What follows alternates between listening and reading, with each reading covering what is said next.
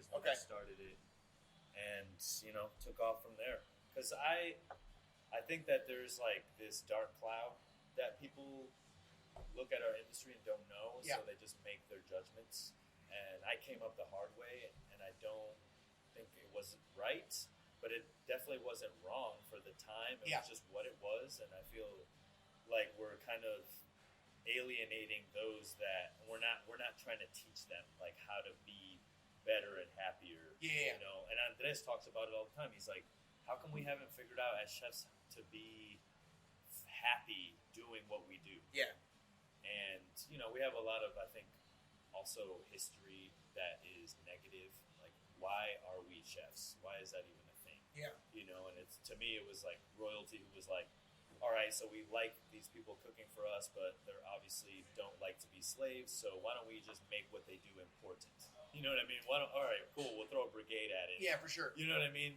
And then now we're here, and I don't think we ever stopped to think, because the quest for cuisine was so much more than anything that mattered. Like, or they made it. Yeah, you made it so much in your head. Like, there's years where I think you think back, you're like, I didn't even go to the dentist that year because like all I cared about was working. And now being out of it, I'm like sort of regaining. You recalibrate a little bit. Exactly. And because you're not about because you're not you don't have because you're not in it, it isn't you're not in some sort of silo, and you're trying to be like, oh, I have hopefully some perspective that's able to maybe see some things, but also there's a way to kind of try and still we talk about it all the time of how can we be better to each other, and how can we be better for our staff. We don't necessarily succeed every day with it, right?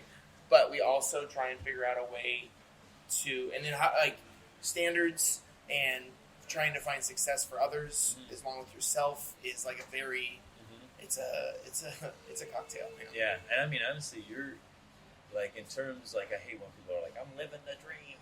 It's like I look at them and I'm like, are you really living the dream? You know what I mean? Or are you just saying that? And when you have your situation where you're married and you work with the person who works, that is very rare. Very few chefs do it. And in our industry, we see more often than not it doesn't work out. No. You know what I'm saying? No. But I think you guys and the Costaus of the world and the John Shields of the world, you guys really show that you can do it, and it's a thing, it's attainable. We balance each other very well in a lot of ways. She is a very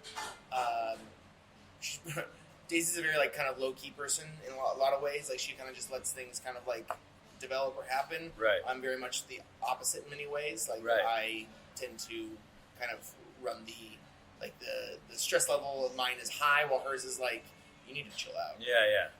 Which works well for how you need that.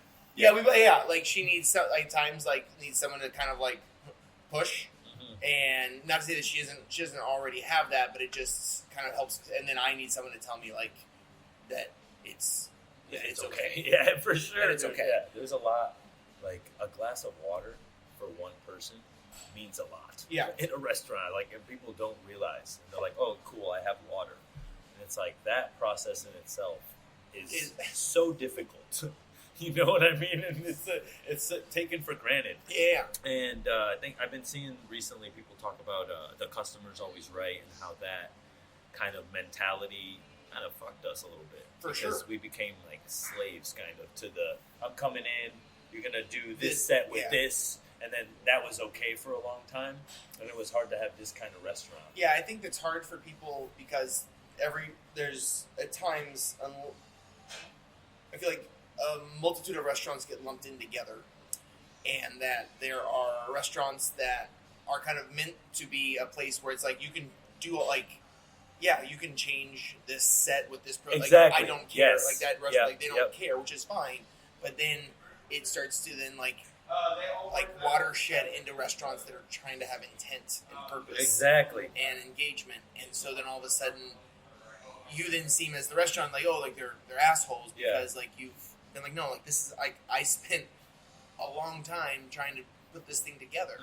So I'm just asking you to maybe just have it the way that that's why you're here, right? Yeah. And we feel very fortunate to be in a position at the restaurants, and specifically Bell's, where like you and good or bad, like you have to like earn those stripes. You have to earn that sort of thing. Mm-hmm. You have to earn the fact that you're like, oh, like this is actually a two-way street. We want you to be here. We want you to be here. And so like let's have this kind of conversation together. Right. What's yours? That's me. Sorry. Just comes in mid-interview, steals my water. Mine was, Fuck, bro. You guys doing an interview? Oh, no, it's all good. This is just recording because he's going to say some interesting shit. I know he always is. says You know what I mean? So it's like, I feel like I just carry this thing around because you never know, man. Your thoughts come and go, and then you're like, what was that fucking thing I thought about? That would have been great to say. And, it's like, nope. It's this man. That's not true. It can be frustrating to think about trying to find this level of like hospitality and a level of like cuisine where you're trying to meet halfway with a guest. Exactly. And it's not so much like, and it's these different kind of like everyone's like coming in with like leverage, right? Like a guest comes in, everyone, and they believe that first, not everyone, but some believe like they have the leverage because they are paying you for something. Exactly. And you hope to believe that you have the leverage because you're like, well, you decided to like show up here, but I also am going to take that in a very not intense way, but like a very thoughtful way. Like you've decided to spend your money here. You've decided to carve out 2 hours of your day, or you're like coming up to this place, and so we aren't going to take that for granted. However, there is a certain line of like, if we're not doing this a little bit in a selfish way of like, this is what we want to create. This is the music I want to play. This is the plates we want to use. These are the farmers that we want to use. Like it's all for a reason. And so you have to hopefully find a way to either make yourself so, like have that mission statement as clear as possible before they come, so that when that time comes and there isn't that sort of like where they're, I want this but without this and this and you're just like, that's not what we're here. Like it's not what we're here for. Go to the Cheesecake Factory. That's a a great restaurant. It was just a great restaurant. Great restaurant. I don't know about that menu, but I hear you. But it's like then you go to a place, honestly, that you would think would do that, something like a Hillstone restaurant. Yeah. And they don't take it. They don't fuck with any of that. Yeah. They're like, no, we're not doing that. Yeah. Absolutely not. And you're just like, that's also interesting. Like it's a. They create some robotic people, but I will say well trained robots. Like, but if you can break them out of that, like, you don't. It doesn't have to be this way every time. Like the SOP mentality. It's when we were living in Texas and we were running restaurants for a group, and I saw somebody that had like some Hillstone. I would be like, absolutely. Like I for sure. Like, you could, like I could break you out of like that, like you said, kind of those SOP things. But like having someone with that kind of just that or Starbucks. Yeah, right. Great cook for sure. Great cook. Like just like that systematic idea of like understanding just mental and physical mise en place. Yeah. And then you can be like, no, but you also can like be yourself a little bit, much more than maybe you could there. And so you get kind of hopefully both of those things. How long you guys live in Texas? About 3 years. 3 years. Yeah, we're in Austin. Got you. So dope. Sort of Texas. So you know all those guys down there. I did an interview with the guys from what is it? Este. Tavel and... Oh, yeah, Tavel. Yeah, Daisy and Tavel are on the same Food and Wine Best New Chef class. Oh, okay. Got you. That's so Tavel and, like, Kevin and... Kevin, right? Yeah. Oh, they... what the hell is that restaurant? I know what you're talking about. Yeah. We were in... Daisy and I met in New York in, like, 2008. Where were you working? We were working at Per Se. Oh, dope. So that's where we... What were you doing there? I was there for 6 years. 6 years. Daisy was there for almost 4, I think. Yeah. We started there as kitchen servers. Yeah. I moved to New York in 2004, 5, 6. Daisy moved there. She went to culinary school in 2004. Okay. So she went to CIA in 2004. And then her first job out of school was at Per Se.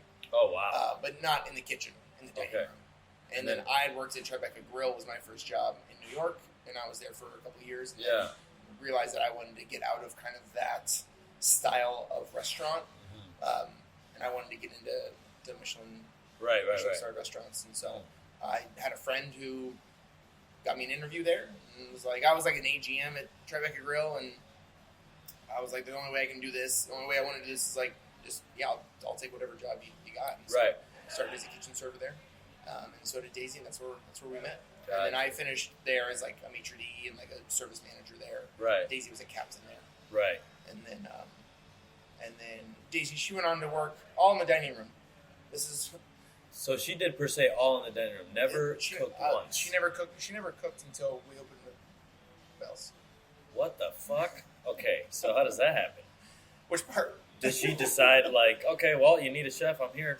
Yeah, I mean, we were like, in terms of Bell, like, so like we were in New York for, she worked at Gramercy Tavern, she worked at Brooklyn Fair, all in the dining room.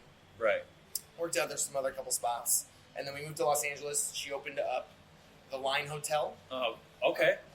with Roy Choi. She was on the beverage side. Yeah. She was a beverage manager there. And I was the restaurant director at the Beverly Hills Hotel. Damn, what a perspective for a chef. Like, And that's then, wild. Yeah, and then we got recruited, moved to Austin, Texas. And we worked in Austin for 3 years. We worked for McGuire Mormon. Yeah. They're kind of they are everywhere now. They have like 16 restaurants. They have, when we were there was only 6. And when I ran 2 restaurants for them, and Daisy was the assistant beverage director for the group. And then we had our son Henry in Texas. And we're like, we got to get back to California. We got to get back to where our parents are. I grew up in Oregon. We did not want to move back where, it just was not It's really all where. rainy and shit, you know what I'm Yeah, it just was like, we were just like, we can move to a beautiful place in California. saying? Yeah. Like, nobody really, like, there's folks that live there, but they're like, it's wine country, but it isn't like, Napa Sonoma wine country. Yeah. It still felt like untapped, and we felt like we could do whatever we wanted. And we're like, okay, like we have a 7-month-old, and we got to get back to California, and we should probably open a restaurant because it's all we know what to do. Go. And so we, and that's kind of when we were okay. Like, we're gonna take over this. We're gonna buy it. Like, we live with our parents, which allowed us to buy. But we own the building that Bell's is in. Right. Because we're like, okay, we're not gonna buy a house. Like, this is what we're gonna put our money in, and we're gonna figure out living later on. Yeah. And so we're getting there, and we're like, okay, I think we're gonna do this kind of little French bistro idea. Like, there's no bistros in this area. Like, we're in wine country. Every winemaker like wants to be from France. Like, what the why? Like, why? You're not wrong. Why is that? Yeah. Why? It's all like kind of, not in a bad way, but it feels like it's like either New American or it's some take on like Italian, because it can be cost effective, whatever it is. It just like it can be those kind of cuisines at times. At least then and there was much more at a broader palette for people, Right. And we're just like, this is the kind of food we like to eat. Yeah. And we knew early on, we were just like, we can't afford, like, no, none of our friends are coming. Right. Like, we call a few, texted a few, and like Northern Santa Barbara County, and they're like, absolutely not. Yeah. Like we're like, what do you mean? Like, I hear you. And then we were like, oh well, we don't really feel like we can find someone locally, because I think what Daisy and I wanted to make sure of was, like, we know what we're doing, but we don't know what we're doing. Like, and so for us to then bring like a third person in that is then trying to like have their own, like, they want to have their own voice, right? 100. Yeah. And you are not even sure what your voice is. Like, you're going to put them in a position that is not really going to lead to succeed, and it's going to also create a restaurant or a thing that maybe we aren't necessarily super, like, that we don't want either, right? Right. And so we were just like, okay, like, we're gonna do this French bistro thing. And she was like, okay, like, who's the chef? I was like, you have to be the chef. You have to be the chef. Yeah. Like, we can't afford. How did she take that?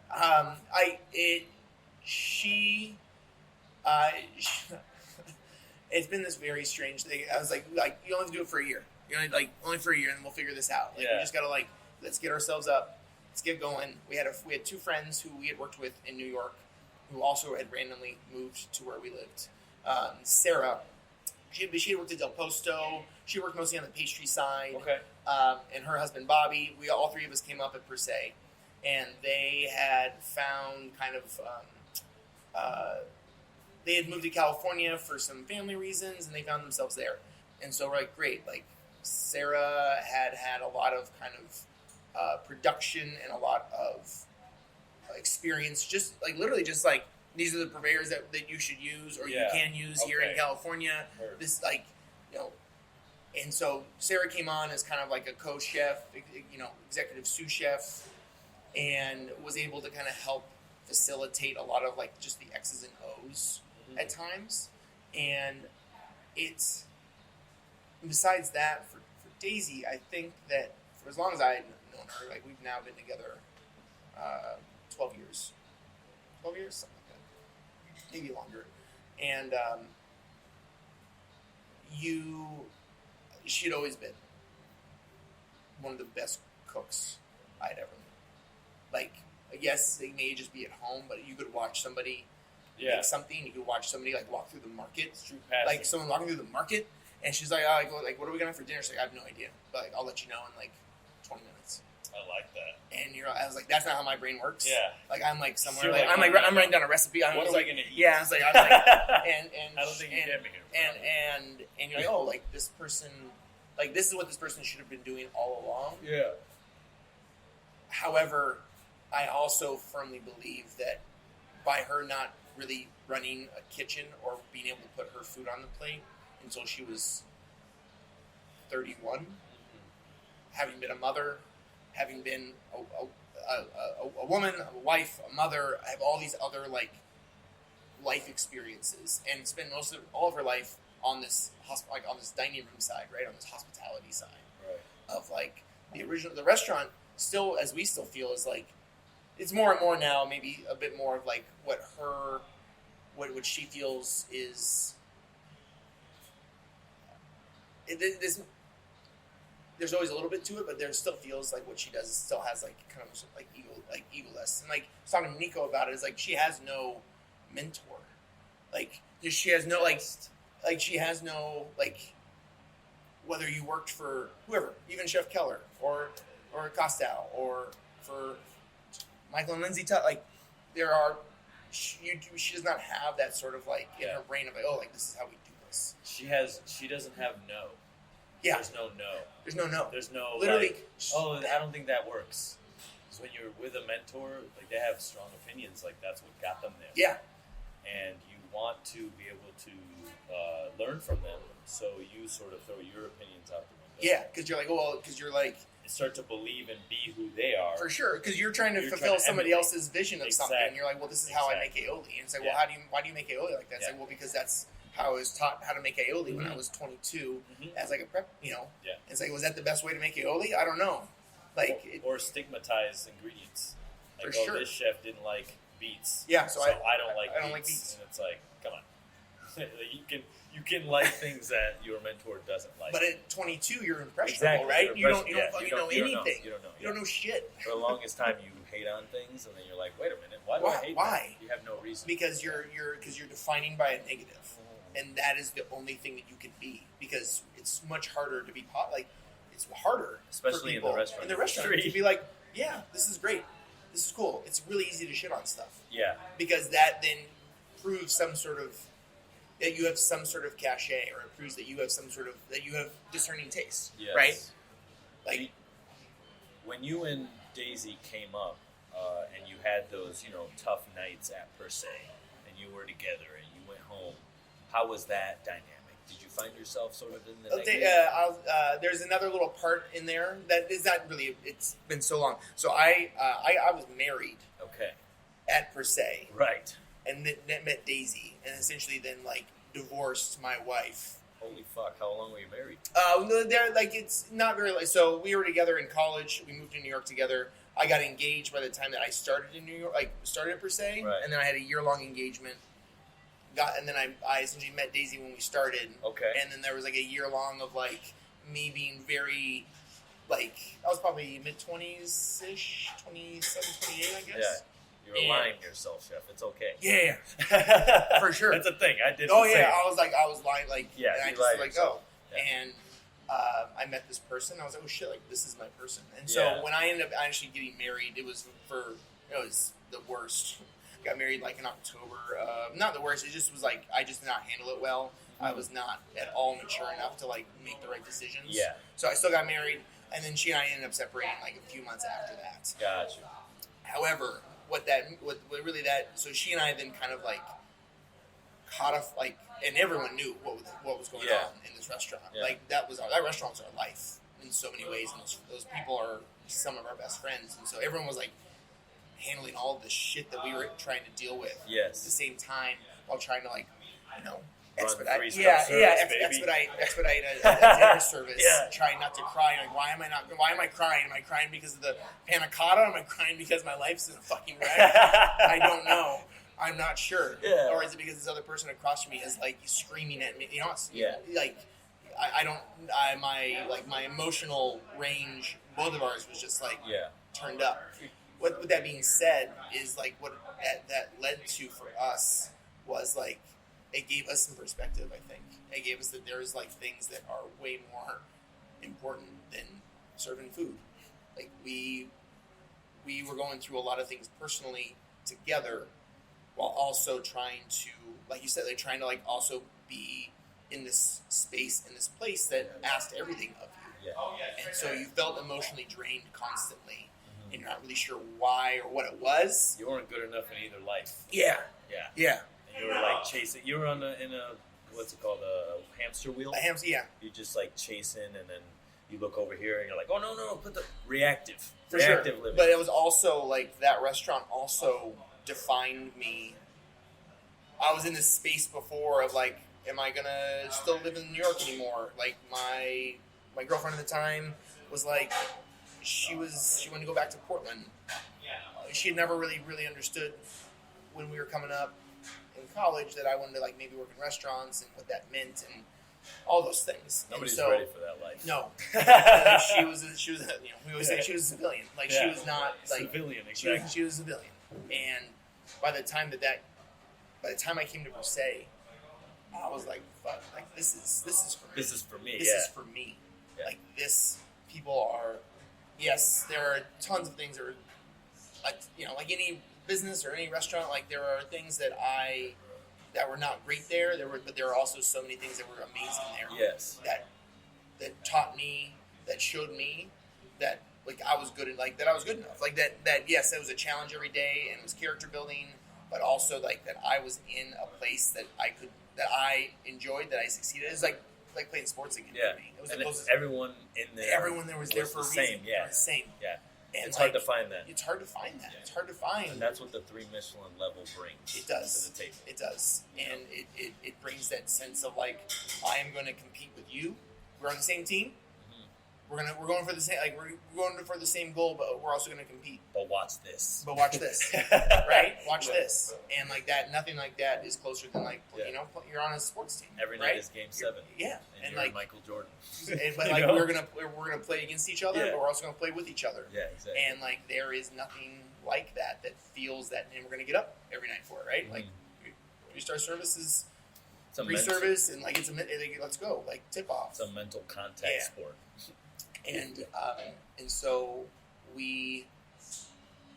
there was a lot of layers to like our time there that I think also has allowed us and led us to a place that where we don't really like, we dealt with so much shit in the beginning of our relationship that like things now like that would maybe affect other people or couples, like it's like doesn't matter. Yeah. Because we've kind of like we worked through a lot of things that way, and we try and make sure that we are honest with each other and that we communicate with each other and transparent with each other to the best of our abilities to make sure that we just kind of came through. You know, we went through some things together early on that's led us to hopefully be pretty very stable people together. Yeah, that's awesome. I mean, you got your kids and you're just chilling. Just chilling out there. Again, you know, I mean, the world is recognizing what you're doing over there, and between you guys and Harbor House, I think that's like, when I walked in here, I told Nico, this is historic, and a lot of people don't see it that way. You maybe because you're in it, but 10 years from now, people will look back on this and be like, oh, like remember when they did the dinner, and remember Trox was there, and like. These things are all historic, you know, within our industry, and I think that what's happening now in the industry, where we're recognizing the bad behaviors that have happened, Yeah. I think are tainting all the good things. And that's where we need to say, hey, no, stop. Because, yeah, you had bad times at Per Se, but you also had great times, and it made you the service person that you are today. Yeah. Which is unmatched. Like, when you think about the people that have gone through those restaurants, Yeah. very little compared to how many people are in the industry. For sure. And, like, you know, you can honestly say that you are one of the best service people in the world.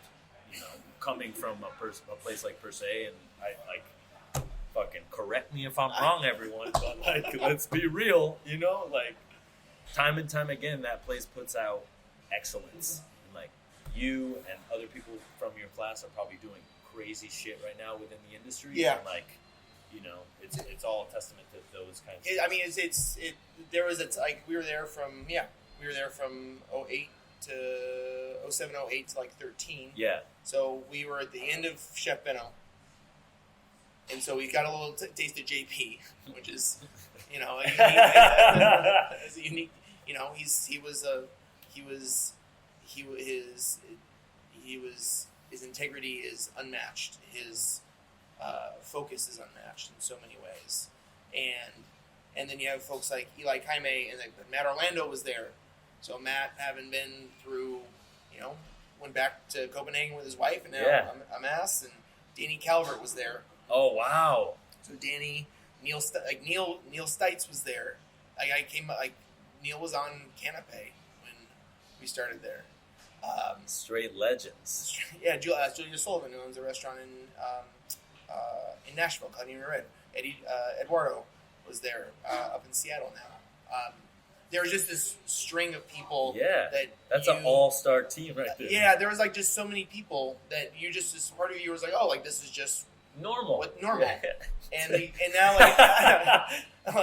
kind of looking back and kind of now seeing everyone, and obviously like there are people that we don't know but like I think every kind of group or class must feel that way in a way. It was like, oh, like this is just this group of people that are going to be here for 3 or 4 years, and they're going to leave, and they're going to do their thing somewhere else. I don't know if that's necessarily true, but it felt that way. You know, like Greg Kuzia, Carmel, GKC was there. Like there was a line of people, and I remember feeling like how interesting it was, and that still to this day, like there's still people that we worked with then that is like 1 degree of separation from something else now, right? Which is fascinating, because I think for me, when we moved to northern Santa Barbara, I think part of me was like, well, this is it. Like we are on an island.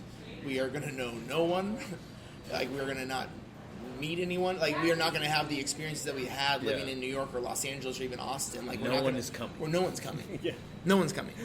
0 people. Yeah. Like people are coming. What's the population there? Like what are you working with? 1,200 people. Wow.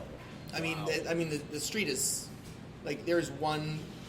You're on the 101. Yeah. You get off the 101, and there's a street, and that street is all there is in terms of commercial business. It's about 6 blocks. Is the town like happy with what you've done? I all this publicity. think. I mean, so like the town itself has grown, has been something over 20 years. Right. And so it started really in the maybe like mid to early 80s, where it was kind of a refuge for artists. There was a place, it was a stagecoach stop. So there was like a water tower. It was like our restaurant used to be a bank, like a bank in Italy. Oh, that's dope. It was like built in 1913. That's cool. Yeah, and then so there's an is old... like the vault is still in the there, vault is the kitchen. The vault is the kitchen. Yeah, like it looks like a kitchen. Like it is a kitchen now. That's but badass. But that's like when something. Where's the vault? The vault was like where the back. Is the of vault door still No, there? no, it's all gone. It's all gone. Chef, come on. It's all gone. Well, Come on, chef. Damn. well, that was probably so. It was a bank. I would go ahead and drill down on that floor. You'd probably find some Maybe cash, so. you know. And then it was biker bars through the middle of like the. Ooh, I like that. Yeah, there's ton like still on the floor. The floor is all patinaed. It's like red. It's like blue and like red checkered. There's motorcycle tracks on the floor. Still, Okay. people used to bring their bikes in. Wow. Horses and bikes. Yeah. Those were allowed in there. Anyways, Do you have a bike out there? No. Come on, Chef. I'm 40 years old. It's getting dangerous, man. I'm 40 years old and a kid. I'm good. I got both feet on the ground. Love that. And so yeah, I mean, so there it started with this little journal store that was then a art gallery and a restaurant, and then that restaurant hired a gentleman named Jesper. He's like Swedish, and what really changed a lot of that. So they were kind of the first thing, and then what really changed was when Clark Staub came. Clark had been a record executive for a long time, and then had gone out to Vermont and learned how to bake bread, and came back to the county, and well, he was looking around. He'd owned a bakery kind of up north somewhere, and found a spot there was a building for lease, and so he essentially opened up it's called Full of Life Flatbreads, and he's been there now 20 years, doing flatbreads, doing farm to table food. It started as he did a lot of production commercial during the week, and then he was only open for dinner service 2 or 3 days a week. And when Daisy and I first met and came together, and I went out and met our family for the first time, you'd go up. It's about 20 minutes from where we live in San Ynez. Okay. It's 20 minutes to the restaurant, or to Los Alamos. And you go up there, and you used to go up there on a Sunday at 6 p.m. And you'd wait an hour and a half, 2 hours. It was the only thing. Everyone just went there on that day, and you waited. And that kind of what started it. And then the restaurant that we had, the restaurant before us, which was called Bell Street Farms, was a little deli.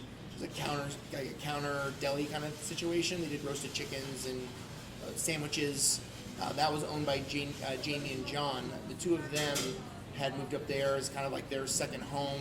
They had some success in some other things in Los Angeles, and they wanted to open up a little restaurant. And they were very much connected into just Los Angeles in general. And so what started to happen was with flatbreads, but then also people would then start to drive and come up to see Jamie and John at Bell Street Farms. Yeah. And then what happened then across the street was a little mobile, a motor park hotel called the Alamo. It got bought by her name is Kenny from Shelter Social Club, and they remodeled this 19-room motor park motel and turned it into a fairly still affordable, but clean rooms, a nice aesthetic, and all of a sudden then you're great, now I can come up here and stay across the street. And then the bakery opened, which was Bob's Well Bread. Bob and Jane opened that maybe 7-8 years ago now. Okay. And that was the first bakery that was not really Danish focused. It was because Solvang in the San Ynez Valley has there's a Solvang, which is kind of the main tourist attraction of the valley that isn't wine, is modeled after a Danish town. Okay. But not a cool Danish town. Like shitty windmills and... It was somebody else's vision many years ago. I think it feels like if Sonoma had evil skeevers and windmills, then that would be that's the feeling of it. There's a town square, it's a cute, very cute town. It just has a certain vibe. Sonoma with Christmas decorations. For sure. Okay, got you. Just in terms of the size and stuff, and so Bob had really been, and I guess Amy at Baker's Table, but Bob had been the first to kind of hit on kind of a French bakery, baguettes and croissants and things of that sort. And then a restaurant called Pico took over the general store, and all of a sudden now here's these 3 or 4 things that started to have people. But really then what changed was when all within a matter of maybe 6 months in 2018, we opened Bell's, and so we bought the building. We bought essentially Bell Street Farms from John and Jamie. Mm-hmm. They retired. They're I don't want to do this anymore. So we bought that business in that building, and then changed it to Bell's. Okay. And you guys have full liquor No, just beer and wine. Okay, just beer and wine. Okay, gotcha. Can you get a liquor license up there? Liquor licenses on the market cost about $250,000 there. Ooh. So you either need to put your name in for a lottery, or you gotta pay for one. we get a petition going or what? Sucio Talk petition? If you want to Honestly, get hammered at Los Alamos. Honestly, both restaurants don't have it. It's probably honestly better anyway. It You're all the really- way out there. It People really drive is driving. away. There's Yeah. driving. You There's, don't want to do there- that. Yeah, like it just is. Yeah. I'm not really there. Like the margin of it is. It just ends up creating more layers of confusion Yeah. of it. That it's just not really. With the wine, are you representing local? Are you representing Napa, France, or are you a little bit of everything. you natural? Too? So the list is it's not super long. Yeah. Emily Blackman, who's our beverage director, who we all worked together in Texas, who moved out to help us a couple years after we opened. It is, I would say, it's probably 70-30 international, like outside of the valley. We try and a lot of that is because one, you're trying to find this balance, okay? Like you are trying to find this balance of you have people that are coming who want to have local wine. But Yes. you also have people that live there Who don't want to have don't local? want to have local wine, right? You have there's only certain things that can be grown there, so you Yeah. can't necessarily have a great selection of what would be, what would best, show off either that grape or that producer, and by us kind of being able to be in this kind of French zone, like we felt like we were allowed maybe a bit more license Freedom, yeah. and freedom to kind of put wines on there that might not necessarily just in terms of we're gonna have 6 Gamay on we're gonna have 6 Beaujolais. Like that's just it's what we want to drink. Yeah. It's what we like. It's what goes well with our food. And we're gonna so things like that I think have led us to have a fairly robust eclectic wine list that is a bit more common now than it was maybe a decade ago, where it's you have to it needs to be local. It needs to be local because Yeah. there's people that you're trying to show support for, obviously local producers. You're trying to support or show for people that are coming through for the first time. But at a certain point, much like we were talking about before, that restaurant is just a extension of Daisy and I, and we like to drink other wine. We like to drink champagne, so we're gonna have champagne on that list. And That's the way to do it. we always talk about we're the two that are gonna spend the most Time here. And Yeah. so we're gonna make the wine list that we want to make, and we're gonna put the food we want to make, and we're gonna play the music we want to play because we're here more than anybody. Yeah. You know, That's the best way to do it, man. and hopefully it speaks to somebody else. Mhm. And then it's kind of going back to what we were talking about, and I think it's led our proximity to the 101. It's been a major change. So just one what really changed then when we opened Bell's was then at the same time there was another motel that got redone called the Skyview. It's up on a hill. That was 35 more rooms. At the same time, 2 other wine tasting rooms opened that were a bit more modern, hipper, lo-fi, which is down there is a natural wine that Right. Mike and Craig make, and then a tribute to Grace. Angela deals only in Grenache.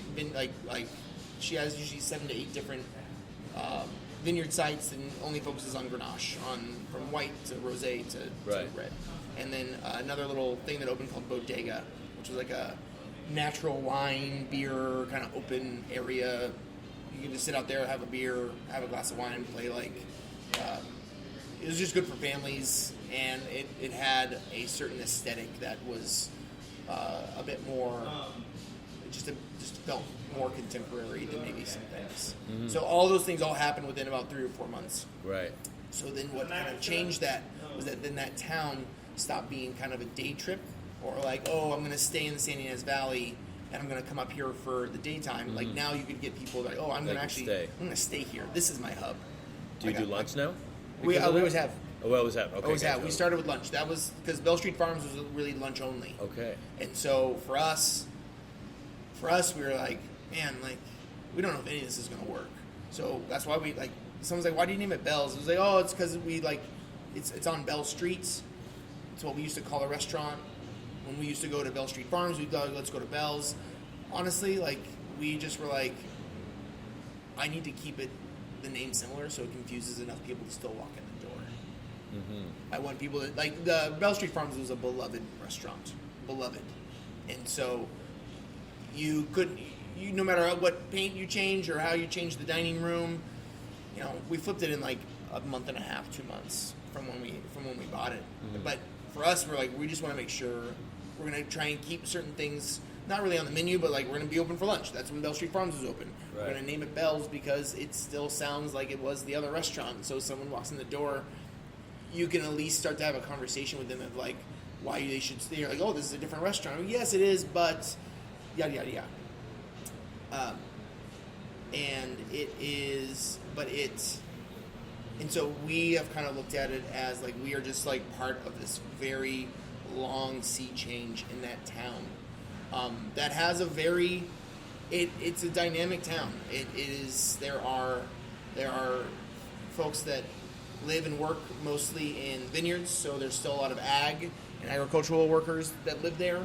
There are people that have lived there for 20 years. They're just like, I live in Los Alamos. Like, what's going on?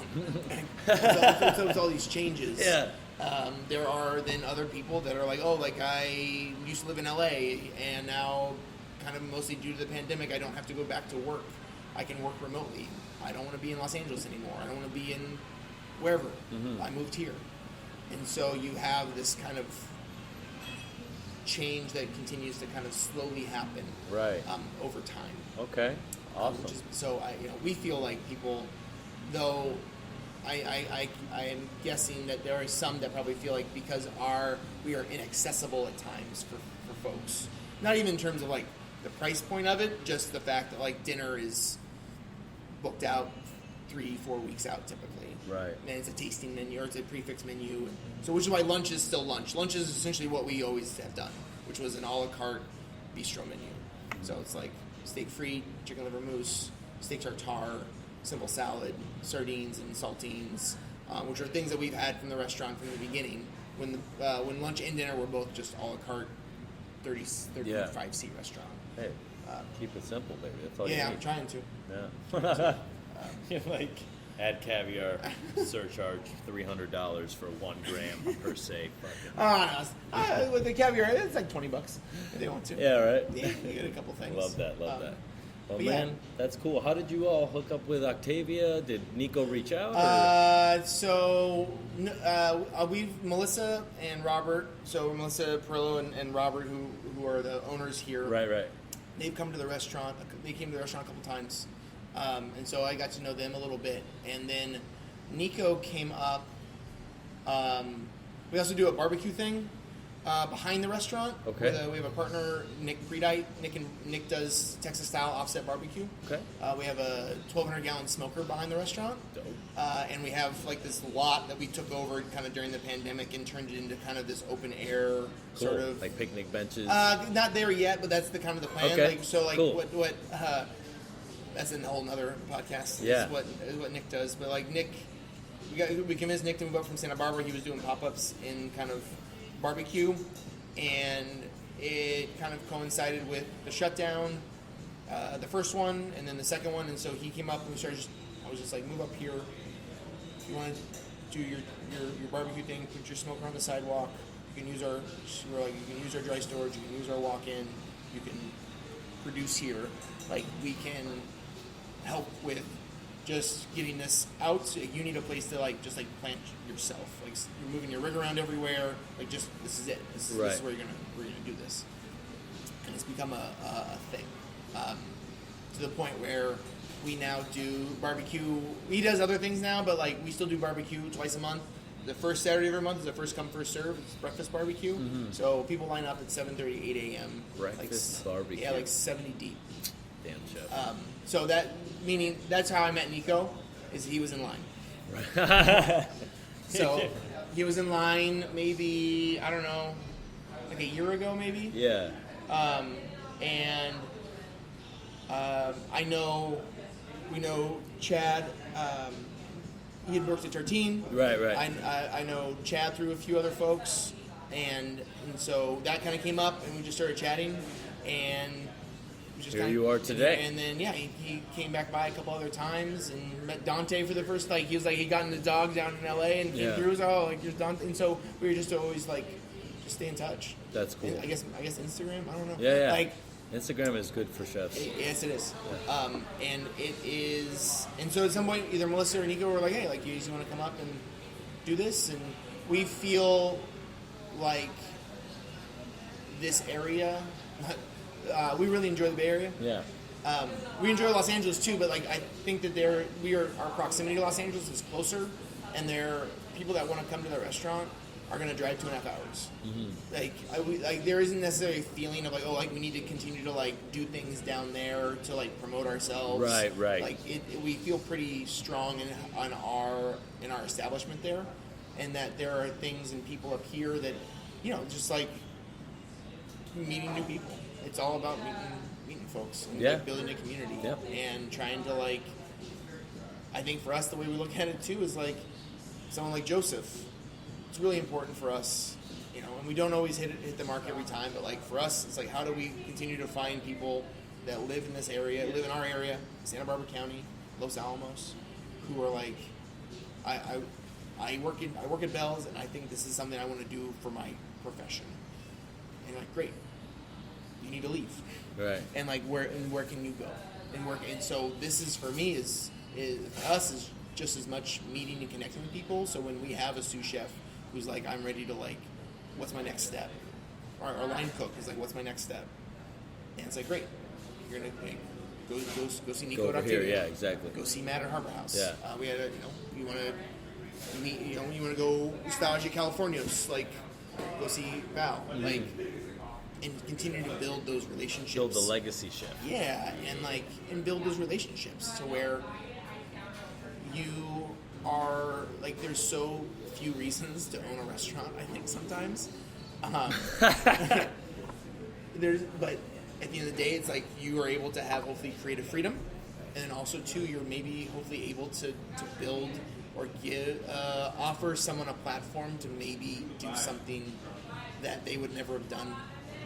Like Joseph going to Harbor House would have just never happened. Like, and that isn't some sort of like holier than thou thing. It just is like it's interesting like thing. Like you can have an impact on somebody and in somebody's life in a way that is super unique, and that this person is having experiences that are on his own, and he worked hard to get there. But we were able to bridge that for someone. Yeah, for sure. And so like he's there. Like we had a young buck who started with us at Bell's.